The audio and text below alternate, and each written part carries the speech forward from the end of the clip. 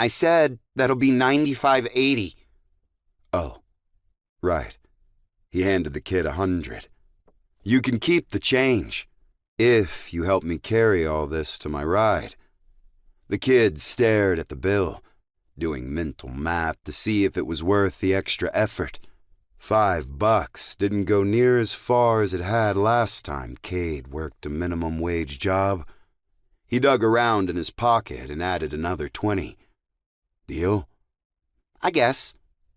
They loaded up, the kid throwing glances at the motorhome as he passed off bags to Kade. We got more of this, he said as he handed Kade the fiberglass repair kit. Kade swiped it and grumbled a reply.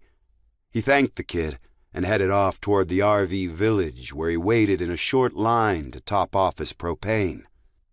Days had been warm, but the nights chilly, and he needed some way to power the fridge, cook the hamburgers. Next, he stopped by the dump station at the park-sponsored campground. He emptied his waste tanks, filled up with fresh water. Boring little chores, everyday stuff. Almost normal. He spent the rest of the day tidying up Hindi. He couldn't walk around the cabin without stepping in one mess or another. Time to put the shelves back together. The fridge. Get all his stuff from the bathroom back inside the bathroom. After that, he set about patching the outside. He'd bought the mobile wreck with no permanent plans. He needed to cross the country and find Sergei's drop.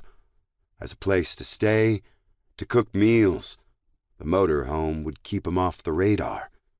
For one short trip. All that got burned up in Oregon. He had no idea how much longer he'd be stuck at the helm of this little disaster. Sure, she'd grown on him, gotten him from one hell into the next with little complaint.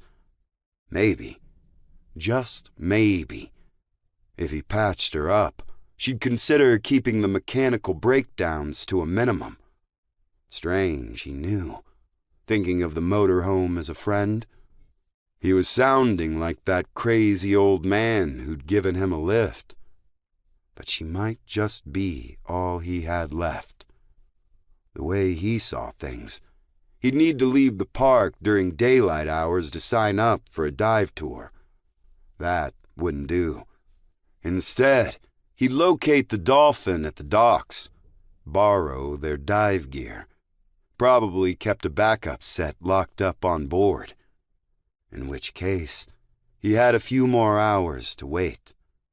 A few more hours to pretend all was right with the world. Truth was, his world had been turned upside down the moment he met Sergei Zelenkov.